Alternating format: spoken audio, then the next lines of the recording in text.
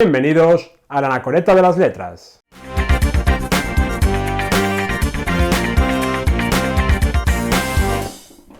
Por muy modernos y originales que nos creamos, al menos un 80% de nuestras costumbres, nuestros hábitos sociales y nuestras formas de ocio ya existían en la antigua Roma.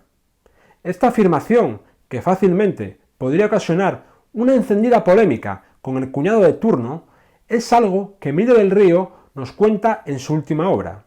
En ella nos explica, de una manera muy amena y divertida, cómo era la vida durante aquel tiempo.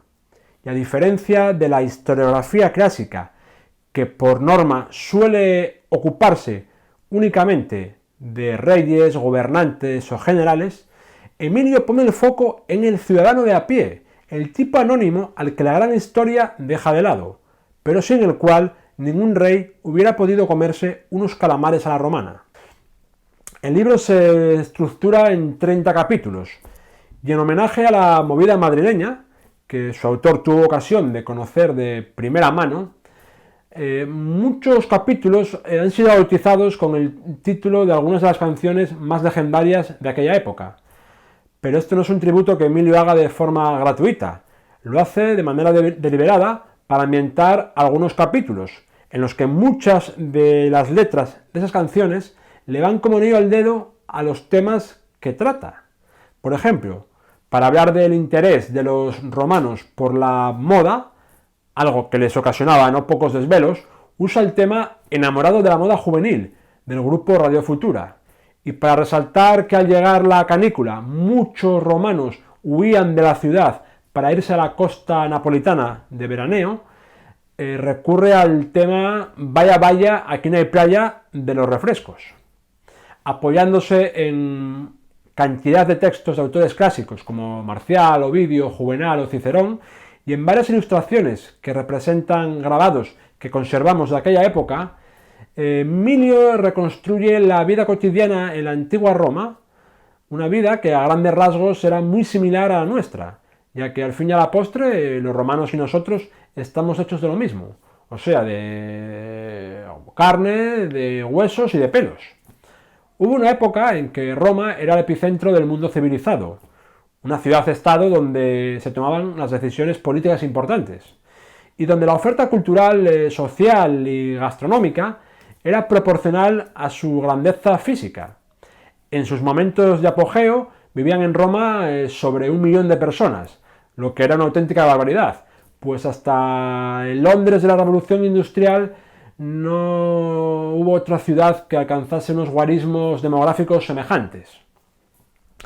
Como llegó un momento en que ya casi no había espacio para expandirse, los romanos decidieron construir a lo alto. Por eso pusieron en marcha un plan urbanístico que permitía construir edificaciones de hasta 20 metros de altura. Y de una necesidad como aquella surgió la especulación inmobiliaria. Pero no se piensen que los pisos en los que vivían los romanos eran el sumum del confort. Además de tener unos precios desorbitados, lo habitual era encontrarse con unos habitáculos de espacios muy reducidos, donde el número de convivientes rara vez bajaba de los 5 o 6 personas. Y luego, dado que en su mayoría los pisos estaban hechos de madera, solían incendiarse cada 2 por 3, provocando siempre una mayor demanda por los pisos más bajos, ya que a menor altura más posibilidades tenías de salvar el pellejo en caso de incendio. El hecho de que las clases populares careciesen de baño en sus casas podía hacer suponer que no debían de ser muy cuidadosos con la higiene personal, pero Emilio echa por tierra este mito y retrata al romano como un ser muy concienciado con el aseo y con su imagen personal. No es que fuesen metrosexuales, pero no les gustaba ir a los sitios de cualquier manera. Para el baño tenían las termas, que era también un sitio de encuentro en el que, aparte de sumergirte en agua, también podías practicar deporte y departir amistosamente con el resto de usuarios de las termas. Las termas empezaron siendo instalaciones de lo más humilde, pero que con el paso del tiempo se convirtieron en inmensos complejos que estaban por todas partes. De hecho, los distintos gobernantes parecían competir entre ellos por ver quién construía más termas. Por hacer un símil, las termas eran para los romanos lo mismo que los pantanos para los españoles durante el régimen franquista. Anticipándose al Madrid central de Manuela Carmena, también el tema del tráfico era algo que traía de cabeza a la clase dirigente. Así que para evitar los colapsos circulatorios de las horas punta, se sacaron de la manga una norma que prohibía la circulación de carruajes en horario diurno. Por consiguiente, los diversos transportistas que proveían de recursos a los comercios de la capital se vieron obligados a trabajar forzosamente por las noches, algo que contribuyó a multiplicar los casos de insomnio entre los romanos. En algunos aspectos, la mentalidad romana era mucho más avanzada que la nuestra. El ejemplo más notorio son las relaciones sentimentales entre personas del mismo sexo, una práctica que estaba perfectamente normalizada entre los habitantes de la capital del Lacio. Y no solo se permitían en las relaciones entre parejas homosexuales, también tenían permitido casarse entre ellos. Esto era posible porque en Roma los matrimonios carecían de cualquier connotación jurídica o religiosa, ya que eran considerados como actos de carácter privado. A falta de fútbol o toros, para la diversión popular existían las carreras de cuadrigas y las peleas entre gladiadores, dos disciplinas que enfervorizaban a las masas de tal manera que a veces podían llegar a producirse violentos enfrentamientos entre aficionados. Este hooliganismo prematuro no fue un fenómeno aislado y cada 2 por 3, dependiendo de quién fuese tu luchador favorito, cualquier excusa era buena para llegar a las manos. Para el esparcimiento social, los romanos tenían los bares, templos atemporales en los que aparte de beber y de comer hasta reventar, uno siempre podía jugar a los dados, ponerse a rajar del vecino y hablar del gobierno y de lo cara que estaba la vida. En los bares la bebida estrella era el vino, un brebaje económico que poseía propiedades mágicas, ya que podía convertir al más cuerdo en un loco peligroso y era capaz de transformar al tímido en un dechado de insolencia y atrevimiento. Para que el vino no se subiera demasiado pronto a la cabeza, había quien solía rebajarlo con agua, pero había otros que, aun sabiendo que la resaca sería mucho mayor, preferían tomarlo en toda su pureza. Las élites, por su parte, no eran muy asiduas a los bares. Ellos preferían organizar cenas en sus casas. Allí tenían más intimidad y evitaban que el olor a fritanga de los bares se impregnase en su ropa.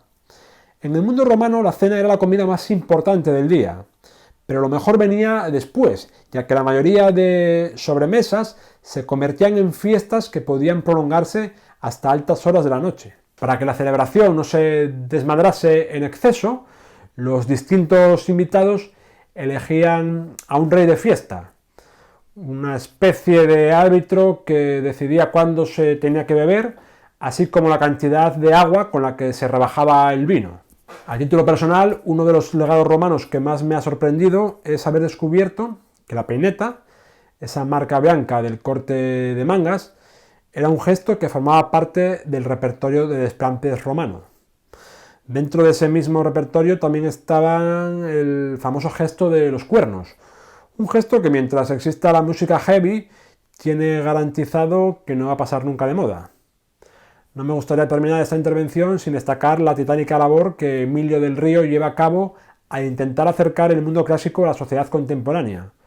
Para emprender una tarea de tal calibre hace falta poseer el mismo fuego interior que en su día iluminó a don Alonso Quijano y que le llevó a convertirse en caballero andante. A diferencia del señor Quijano, Emilio no cuenta con escuderos ni rocinantes. Lo suyo es una lucha solitaria y anacrónica ante un gigante que se llama plan de enseñanza obligatoria y que parece haber condenado al latín y al griego a la insignificancia más absoluta. Con la batalla de las aulas prácticamente perdida, Emilio trata de llenar ese vacío a través de las letras y las ondas radiofónicas. Con su buen humor y su enciclopédico conocimiento, Emilio ha ido ganando oyentes y lectores para su causa. Quizás sus seguidores no sean tan numerosos como los que pueda tener Lady Gaga o Justin Bieber, pero a veces es preferible dar prioridad a la calidad que a la cantidad. Así que si además de ampliar tus conocimientos sobre el mundo romano te apetece disfrutar de una entretenida lectura, Te recomiendo que pruebes sus calamares a la romana. Bueno, esto ha sido todo. Si les ha gustado el vídeo, denle por favor al botón de suscribir. Yo les prometo que la semana que viene vendré con el pelo cortado.